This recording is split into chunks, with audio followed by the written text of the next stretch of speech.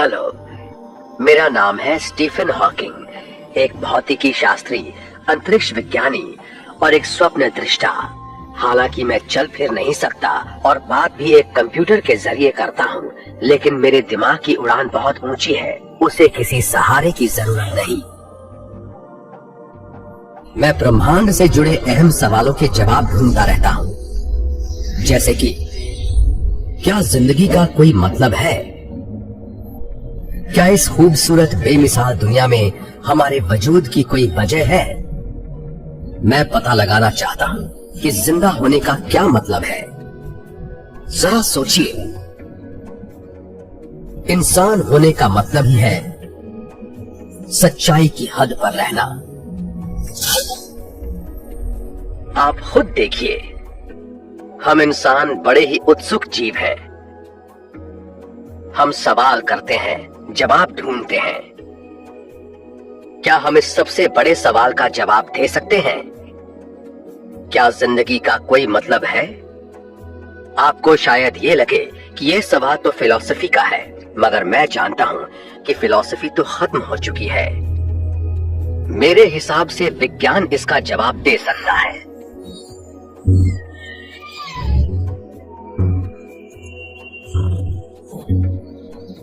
विज्ञान ने सब कुछ बदल दिया है, सिर्फ हमारे आसपास की दुनिया ही नहीं, खुद को देखने के हमारे नजरिए को भी। हम इन खोजों के बारे में जो भी कहें कम ही होगा। सबसे पहली बात, इन्होंने हमें अपनी कॉमन सेंस भी पीछे छोड़ने पर मजबूर कर दिया है। जब हम इंसान को स्पष्ट रूप से देखते हैं तो हमें एक बेमिसाल जीवन नजर आता है। हम जीते हैं, प्यार करते हैं और जिंदगी का मजा लेते हैं। कभी कभी कानून भी तोड़ते हैं और गलत हरकतें करने लगते हैं। हम सबकी उम्मीदें, सपने और इच्छाएं होती है, मगर जिंदगी का मतलब जानने से पहले हमें ये बात मान लेनी होगी कि ये सब फिजिक्स के अलावा कुछ भी नहीं है।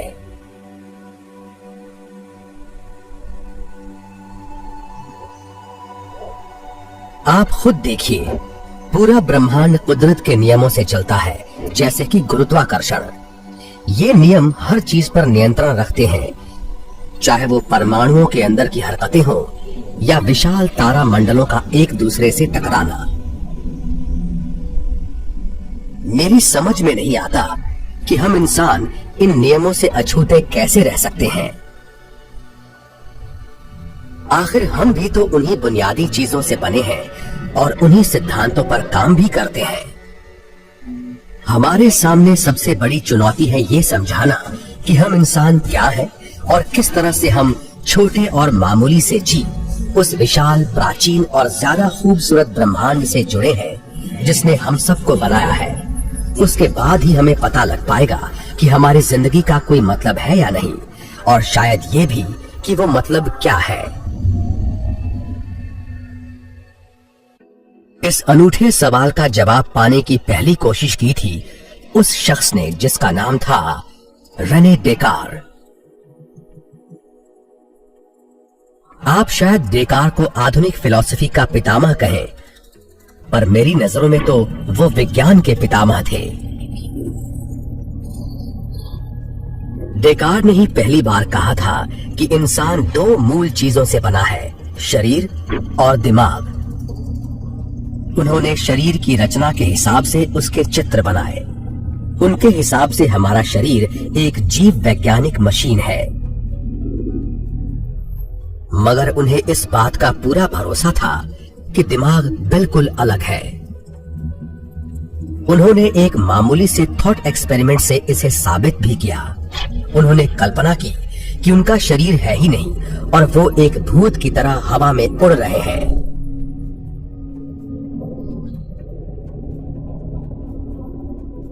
ये बात भले ही अजीब लगे, पर ऐसा करना आसान था।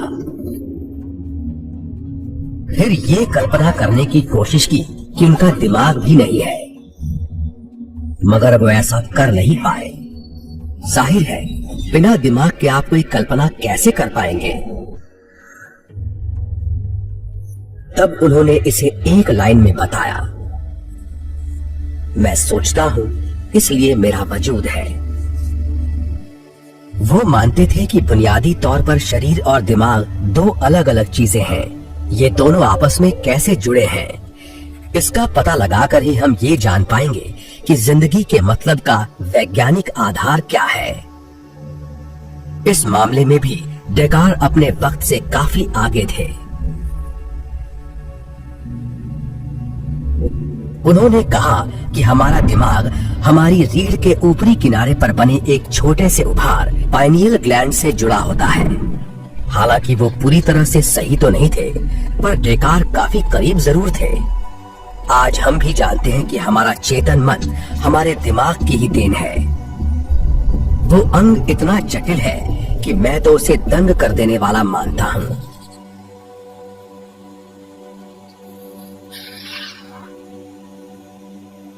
इंसान का दिमाग हमारी उम्मीद से कहीं ज्यादा जटिल होता है। अगर ये ऐसा नहीं होता तो हम शायद कुछ समझ भी नहीं पाते। उसके अंदर भी उतने ही ब्रेन सेल होते हैं जितने कि हमारी आकाश गंगा में तारे हैं। 1000 करोड़, थोड़ा बहुत आगे पीछे हो सकता है। जब ये आपस में जुड़ जाते हैं तब हमारे ब्रह्मांड के तारा मंडलों से कहीं ज्यादा कनेक्शन बन जाते हैं।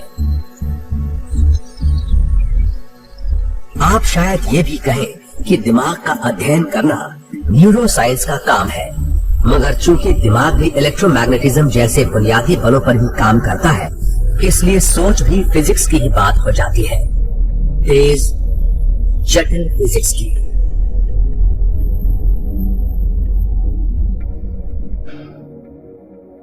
एक फिजिसिस्ट होने के नाते मैं इंसान के दिमाग को भी ब्रह्मांड की एक सबसे अनोखी रचना मानता हूं। अगर हम ये जान लें कि हमारा दिमाग किस तरह से ब्रह्मांड को समझता है, तब हम ये भी पता लगा लेंगे कि क्या इसका कोई मतलब भी है। प्राचीन यूनानियों ने सबसे पहले ये सवाल उठाया था कि क्या दिमाग भी कुदरत के नियमों से चलता है। ये एक ऐसी बात थी जो अगली 20 सदियों तक ठंडे बस्ते में पड़ी रही। आखिरकार अगर हम सभी एक जैसे हैं, तो फिर जिंदगी का क्या मतलब है? शायद कोई मतलब नहीं है। नहीं, हमें इतनी जल्दी नहीं करनी चाहिए। अब आप कैम्ब्रिज में ही इंसान के एक आम दिन को ले लीजिए। 3 लोग कैन नदी में एक सुहाने दिन का मजा ले रहे हैं। ये नदी कई कॉटेजों के बीच से होकर बहती है। इन लोगों का शरीर इनके दिमाग से नियंत्रित हो रहा है और ये एक दूसरे से बात कर सकते हैं, एक दूसरे को और अपने आसपास के माहौल को समझ सकते हैं। ये एक गाना भी बजा सकते हैं, एक दूसरे से प्यार कर सकते हैं। इनकी दुनिया बेमानी नहीं है, बात बिल्कुल अलग है। इनकी दुनिया का एक मतलब है। इनके लिए तो एक दूसरे को देखना भी एक मतलब रखता है। इस हद तक कि लोग लापरवाह भी हो जाते हैं।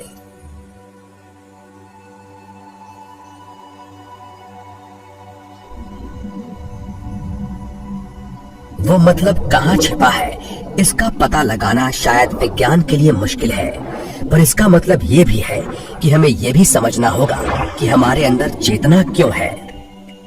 ऐसे में आया विज्ञान का एक सबसे बड़ा सिद्धांत, क्रम विकास का सिद्धांत। हम ये तो जानते हैं कि पृथ्वी का हर जीव बड़े ही जटिल मॉलिक्यूल अमीनो एसिड से बना है। जब ये मॉलिक्यूल एक दूसरे से बेतरतीबी से टकराए तब बना पहला जीव। कई 100 करोड़ साल के दौरान उन जीवों का विकास हुआ और आखिर में बने कई कोशिकाओं वाले जीव, दिमाग वाले जीव।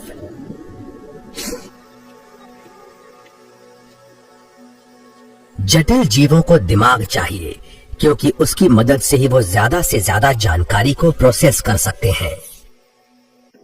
वो अपने आसपास की दुनिया के लिए प्रतिक्रिया करते हैं और आगे की सोचते हैं। जो जीव अपने माहौल को जितना ज्यादा जानता है वो उतना ही ज्यादा कामयाब होता है। आखिरकार चेतना इतनी विकसित हो गई कि हर जीव खुद को समझने लगा। हम भी वही हैं, खुद को जानने वाले जीव, ऐसे जीव जिसे विकास ने चेतना की शक्ति दी है। मगर ऐसा कैसे हो सकता है? एक बायोलॉजिकल ढांचा आखिर कैसे सोच सकता है, महसूस कर सकता है या किसी बात को मतलब दे सकता है? इस सवाल का जवाब इतना आसान नहीं है, मगर चेतना के विकास से जुड़े कई सिद्धांत तो हैं।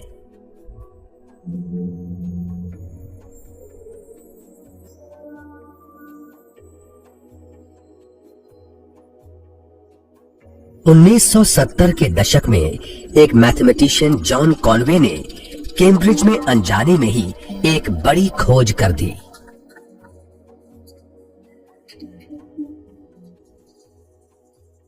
उन्होंने गेम ऑफ लाइफ नाम का एक मामूली सा सिमुलेशन बनाया जिससे पता लगता था कि दिमाग जैसी एक जटिल चीज भी किस तरह से कुछ बुनियादी नियमों से चलती है।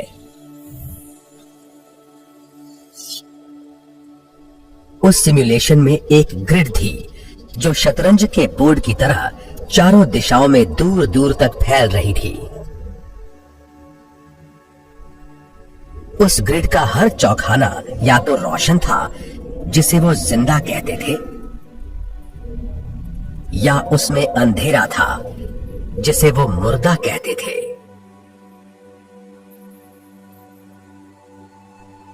कोई भी चौखाना जिंदा है या मुर्दा, ये तय होता था उसके आसपास के 8 खानों में होने वाली हरकतों से।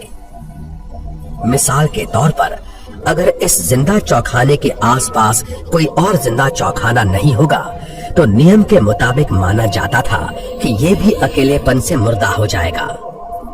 अगर एक जिंदा चौखाने के आसपास 3 से ज्यादा जिंदा चौखाने होते हैं तो वो भी ज्यादा भीड़ की वजह से मर जाएगा। लेकिन अगर एक मुर्दा चौखाने के आसपास 3 जिंदा चौखाने हैं तो वो भी रोशन हो जाएगा, उसका जन्म होगा। अगर हम रोशन या जिंदा चौखानों का एक सेट ले लें और ये शुरू कर दें तो उससे तय होगा कि भविष्य में क्या होगा। नतीजे चौंकाने वाले थे।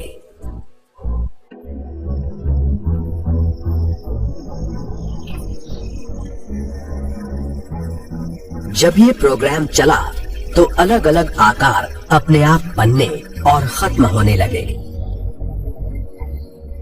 कई आकार एक दूसरे से टकराते हुए ग्रिड के पार जाने लगे, मगर कई चीजें, कई प्रजातियां ऐसी थी जो आपस में संपर्क में थी। कुछ तो अपनी संख्या भी बढ़ा रही थी, जैसे असली दुनिया में जीव बच्चे जन्मते हैं। ये जटिल गुण बड़े ही बुनियादी नियमों से पैदा होते हैं जिनमें चाल या प्रजनन की बात तक नहीं होती। हम ये मान सकते हैं कि गेम ऑफ लाइफ जैसी कोई चीज सिर्फ कुछ बुनियादी नियमों के सहारे बड़े ही जटिल गुण पैदा कर सकती है। शायद बुद्धि भी। हो सकता है कि उसके लिए हमें ऐसी ग्रिड की जरूरत हो जिसमें कई 100 करोड़ चौखाने हों, पर ऐसी ग्रिड मुमकिन है। हमारे दिमाग में भी तो कई 1000 करोड़ कोशिकाएं हैं। इस लिहाज से मुझे तो यही लगता है कि इंसान का दिमाग जो मतलब पैदा करता है वो एक विशाल, एक बड़े जटिल सिस्टम से पैदा होते हैं और वो बड़े ही मामूली नियमों से चलता है। इसका मतलब है डेकार्ट सही थे, शरीर और दिमाग अलग है। शरीर और दिमाग भौतिक चीजों से बने हैं। दिमाग उस लगातार बदलती चीज की ही देन है।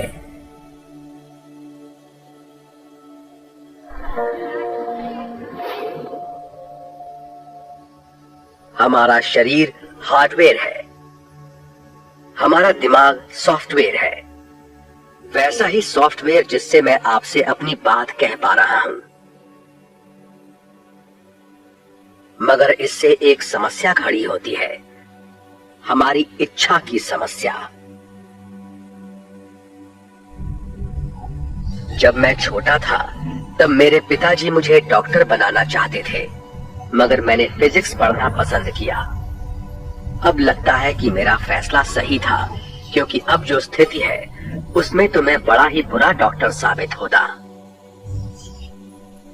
मतलब मैंने सही फैसला लिया था, या ये मेरी पसंद थी ही नहीं?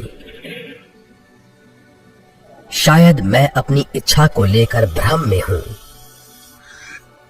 बात यह है कि अगर मेरा दिमाग कुदरत के सख्त नियमों से चलता है तो जाहिर है कि मैंने जो रास्ता चुना था वो पहले से तय था।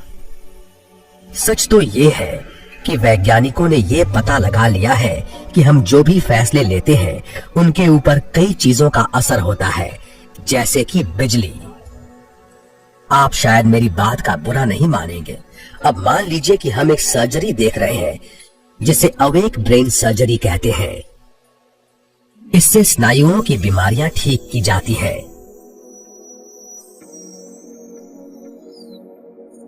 इसमें दिमाग पर बिजली से चलने वाले प्रोब का इस्तेमाल किया जाता है।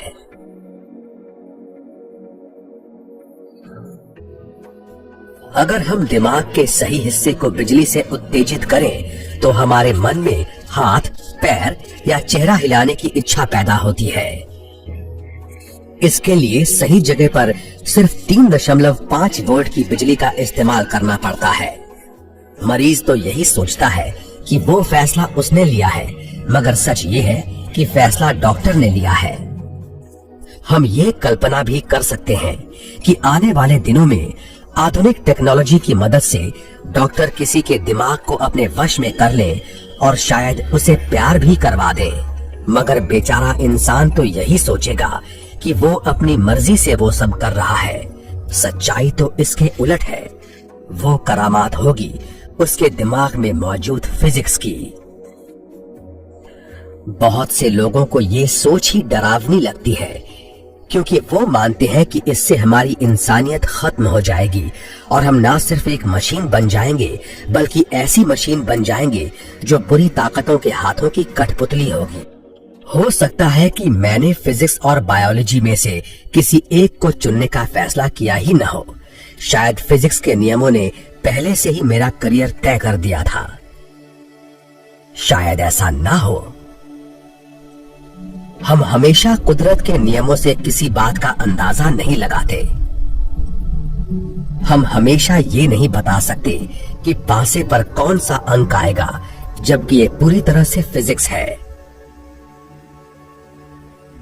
अगर हम उसे एक बड़े जटिल सिस्टम से जोड़ दें तो किसी चीज का अंदाजा नहीं लगा पाना नामुमकिन होगा। ऐसा एक सिस्टम देखने के लिए आपको घर से बाहर निकलना होगा। आप ये तो जानते ही हैं कि हम हमेशा लगातार बदलते मौसम पर नजर रखते हैं, खासकर तब जब हम गर्मियों में दावत देने वाले हों। कितना अच्छा होगा अगर हमें मेहमानों को बुलाने से पहले ये पता लग जाए कि मौसम सुहाना रहेगा। सुहाने दिन का अंदाजा लगाना बड़ा ही आसान है। हम ये तो जानते हैं कि हमारा वायुमंडल किस तरह से गर्मी और दबाव पर प्रतिक्रिया करके बादल और गरज तूफान पैदा करता है। मगर ये भी सच है कि हम चाहे लाख कोशिश कर लें पर ये नहीं बता सकते कि किसी खास जगह पर एक खास वक्त पर मौसम कैसा रहेगा।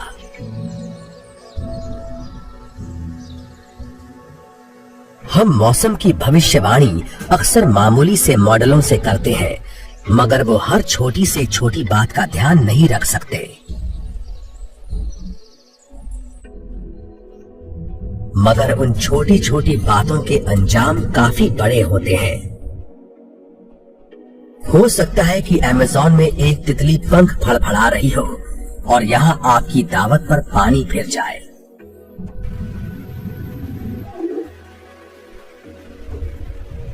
ये बड़ा ही जटिल सिस्टम है।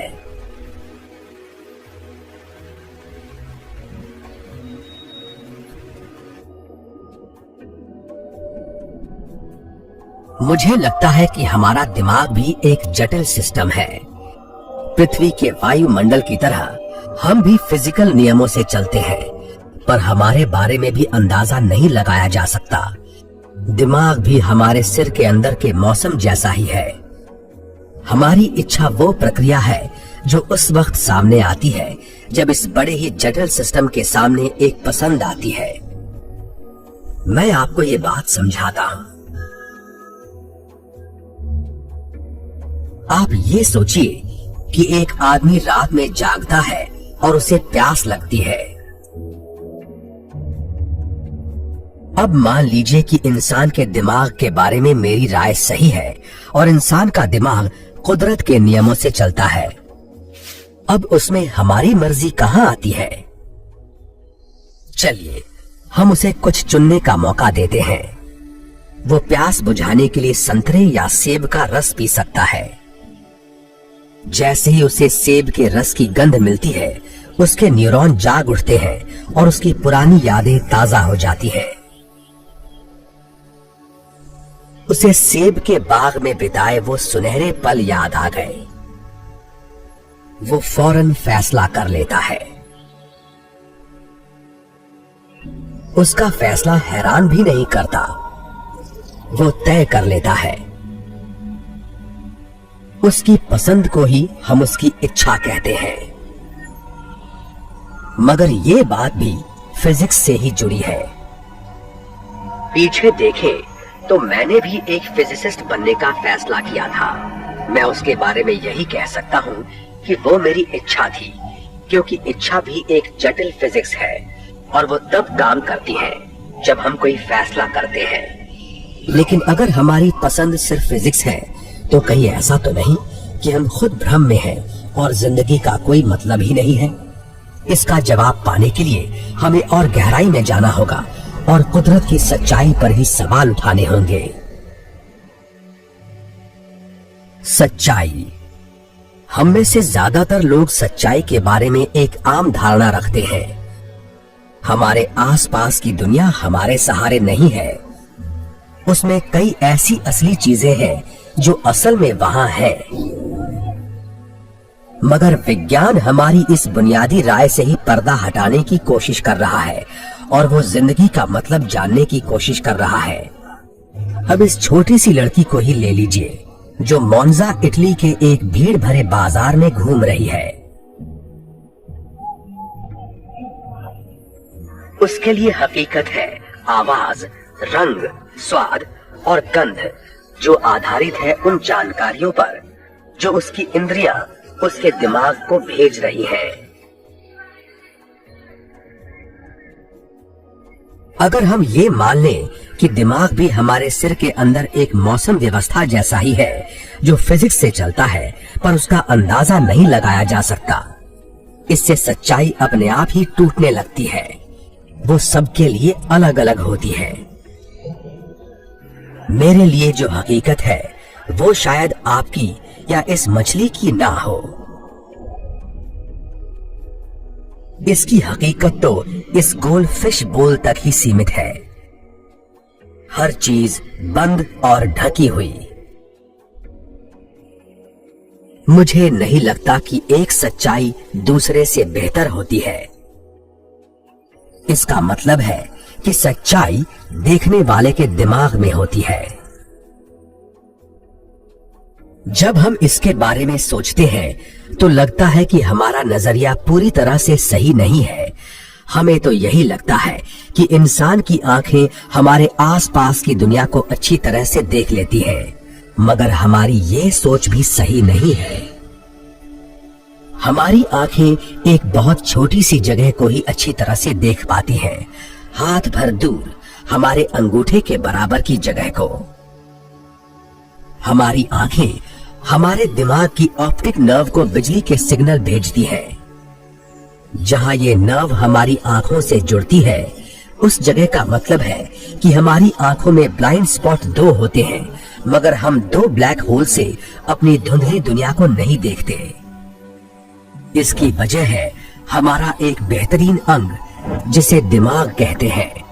हमारा दिमाग सभी दरारें भर देता है और वो आंखों से आने वाले मामूली से सिग्नलों को बाहर की दुनिया के एक 3 डायमेंशनल मॉडल में बदल देता है।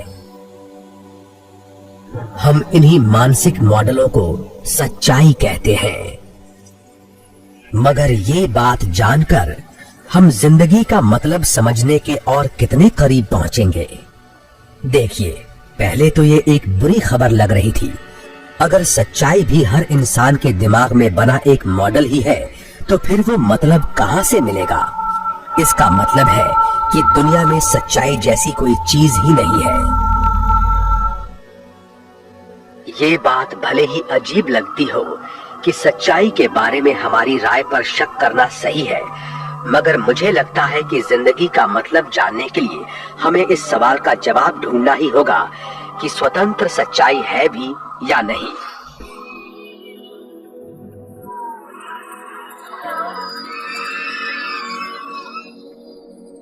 चलिए, अब हम एक विज्ञान कथा फिल्म का एक माहौल ले लेते हैं।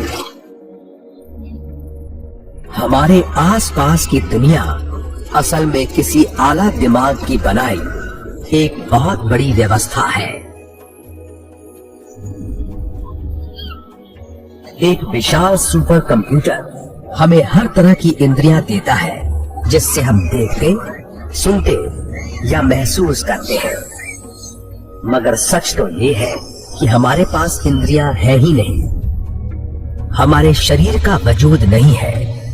हम सिर्फ एक मर्तबान में बंद दिमाग जैसे हैं। ये बात भले ही अजीब सी लगती हो, पर ये एक वैज्ञानिक सिद्धांत है, सिमुलेशन थियरी। हम अब इतना जानते हैं कि हम जो भी सच्चाई देखते हैं वो हमारे दिमाग में एक बेहद शक्तिशाली सुपर कंप्यूटर से दी गई है, और वो सिमुलेशन इतना सटीक होता है कि हमें उसका अंदाजा भी नहीं होता। मगर अब सुनिए असली बात, इससे खास फर्क नहीं पड़ता। डेकार्ट की बात सही थी। हम सोचते हैं, इसलिए हमारा वजूद है। ये हैमबर्गर भी शायद एक कंप्यूटर कोड से ज्यादा कुछ नहीं है,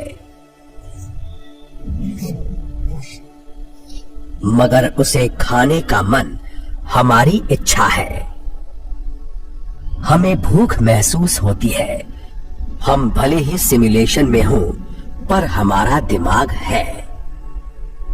इसलिए सच्चाई की असलियत पर शक करने से कुछ नहीं मिलने वाला। हमें ये मान लेना चाहिए कि हम जो भी जान सकते हैं उसकी कुछ बुनियादी सीमाएं हैं। मिसाल के तौर पर ये टेबल ले लीजिए। हमें ये कैसे पता लगेगा कि जब हम बाहर हैं तब ये टेबल कमरे के अंदर ही है, जबकि हम उसे देख भी नहीं सकते? ये भी तो हो सकता है कि टेबल कमरे से बाहर निकल जाए। हो सकता है कि वो इंटरनेशनल स्पेस स्टेशन पर पहुंच जाए, या शायद चांद पर भी पहुंच जाए।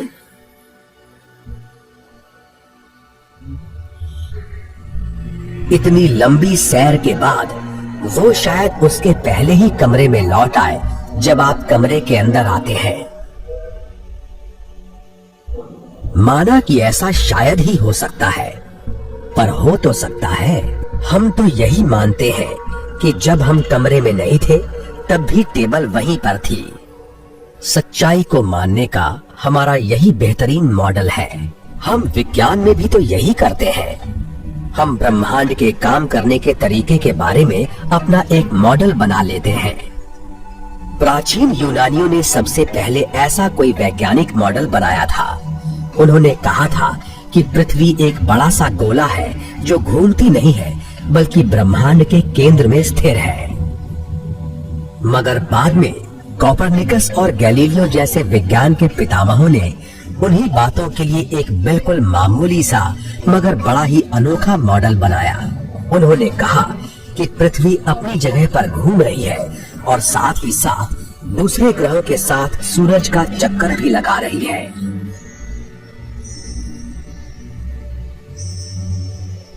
मगर दोनों ही रायों को सही नहीं माना जा सकता, क्योंकि वो भी मॉडल थे और हर मॉडल की तरह वो भी वैसे ही मॉडल थे जो हमारे दिमाग ने हमारी सोच के आधार पर बना लिए थे। सच तो ये है कि हम फिजिसिस्ट हमेशा ऐसे मॉडल बनाते रहते हैं, मगर उन मॉडलों की सच्चाई को साबित कर पाना नामुमकिन है।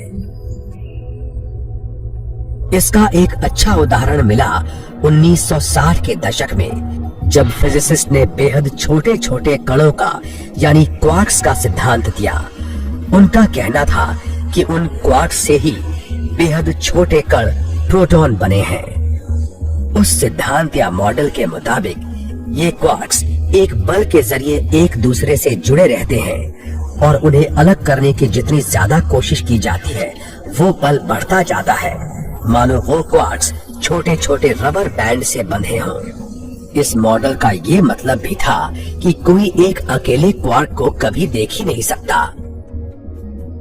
पहले तो कुछ लोगों ने शक जताया, जब कोई चीज कभी दिख ही नहीं सकती तो क्या हम कह सकते हैं कि वो है? क्या ये कहना सही होगा कि क्वार्क्स असल में है? स्विट्जरलैंड के सर्न में मौजूद इस विशाल पार्टिकल एक्सेलरेटर की मदद से वैज्ञानिक उन क्वार्क्स और दूसरे सूक्ष्म कणों का पता लगाने में जुटे हैं। बेहद तेज रफ्तार पर प्रोटॉनों को आपस में टकराकर हम कुदरत के सबसे छोटे कणों के व्यवहार का पता लगा सकते हैं। हालांकि हम अभी तक सीधे सीधे क्वार्क्स को तो नहीं देख पाए हैं, मगर हमने क्वार्क मॉडल में बताए उन कणों के व्यवहार को जरूर देखा है। तो क्या क्वार्क वाकई है? जवाब है कि वो वाकई है, मगर जब तक वो मॉडलों में है तभी तक सही है। हम इससे ज्यादा नहीं जानते। इसे कहते हैं मॉडल आधारित सच्चाई का विचार। मुझे लगता है कि इसके सहारे हम जिंदगी की सच्चाई तक पहुंच सकते हैं। मैं तो यही मानता हूं कि विज्ञान ने हमें एक बड़ी अच्छी चीज सिखाई है। हम इंसान असल में बहुत ही जटिल बायोलॉजिकल मशीनें हैं जो कुदरत के नियमों से चलती हैं। हमारे दिमाग ने एक दूसरे के संपर्क में रहने वाले न्यूरॉन के एक असाधारण नेटवर्क से हमारा चेतन मन बनाया है। वो चेतन मन ही हमारी आसपास की दुनिया का एक 3 डायमेंशनल मॉडल बनाता है। एक ऐसा मॉडल जिसे हम सच्चाई कहते हैं, मगर सच्चाई उतनी ही नहीं है जितनी हम रोजमर्रा की जिंदगी में अपने आसपास देखते हैं। जमीन और अंतरिक्ष में लगी दूरबीनों की एक श्रृंखला ने हमारी इंद्रियों को नई ऊंचाइयां दी हैं और उनकी मदद से हम गहरे अंतरिक्ष में झांककर पहले से कहीं ज्यादा बड़ा मॉडल बना सकते हैं। हम जैसे जैसे ब्रह्मांड की गहराइयों में झांकते गए, हमारी सच्चाई भी लगातार बड़ी से बड़ी होती गई। एक वक्त पर हम जहां आसमान में कुछ दरारें देखते थे, वहां अब अपने सूरज जैसे तारे देख रहे हैं, जिनमें से कई के अपने ग्रह और चांद हैं। फिर हमें दूर दराज के तारा मंडल दिखे, जिनमें और कई 100 करोड़ तारे थे। हमने अपने अतीत में भी झांका और ब्रह्मांड के जन्म को भी देखा।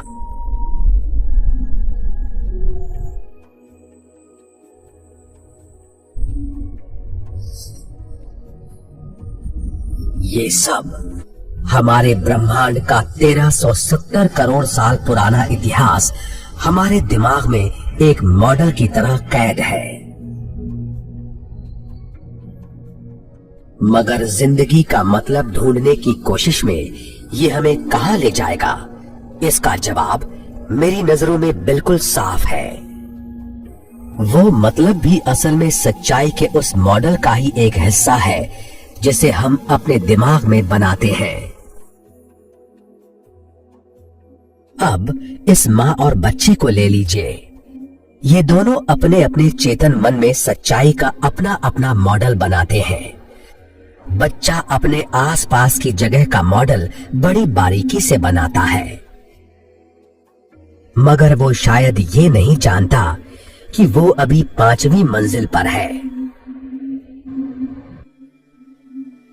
माँ का दिमाग भी सच्चाई की एक तस्वीर बनाता है।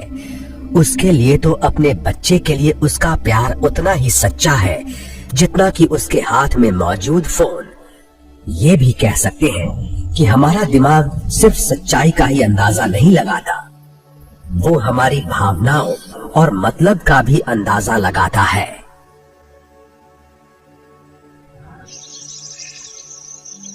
प्यार और सम्मान, सही और गलत, ये सब उस ब्रह्मांड का हिस्सा है जिसे हमने अपने दिमाग में बनाया है। वैसे ही जैसे वो टेबल, ग्रह या एक तारामंडल। ये बड़ी अनोखी बात है कि हमारा दिमाग, जो असल में कणों का एक संग्रह है, वो फिजिक्स के नियमों से चलता है और वो ना सिर्फ सच्चाई का अंदाजा लगाता है बल्कि उसे मायने भी देता है। जीवन का अर्थ वही है जो आप इसे देना चाहते हैं।